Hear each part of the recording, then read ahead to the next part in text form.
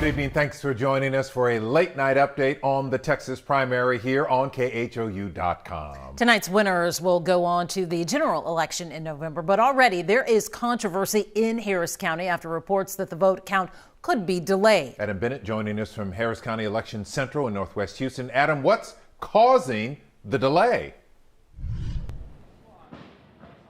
Well, basically, the elections administrator here is disputing the characterization of this as a delay. More on that in just a second. But she tells me, Isabel Longoria tells me that all the polls have closed. There is nobody left in line. And right now, this is the busiest time for those machines, those voting machines, and for those ballots to be brought back here to the central counting station and counted. About 1 a.m. or so is when they expect to really hit the peak.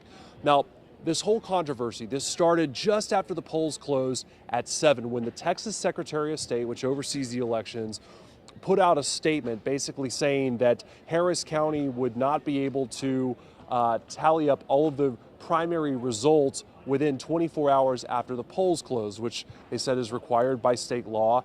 And after SB 1, this new voting law could be punishable as a Class B misdemeanor. And they said that the issue had to do with what they called damaged ballots, having to do with the paper ballots produced from these machines. But Isabel Longoria, the elections administrator, she says the so-called damaged ballots, she disputes that characterization. She says that because these machines print out 2 ballots, Harris County is the only one that prints out 2 paper ballots from the machines. Some of them are getting stuck in the machines or jammed up because people are trying to put them in at the same time. She says those are then flagged for separate review by both Democrats and Republicans and captured on a live video feed. So she says everyone's vote will be counted there. She also disputes that all of the votes have to be tallied within 24 hours. All of those results have to be counted. She says that law actually just requires those election boxes to show up here at Central Count within 24 hours. It's a goal she says she'll be able to hit.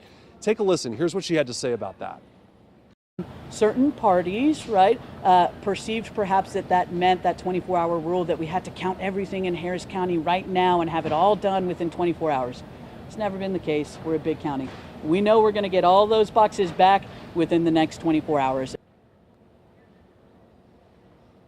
Yeah, and still all of this has drawn a lot of criticism from Republicans around the state. Lieutenant Governor Dan Patrick accused Harris County of trying to crash elections in Texas.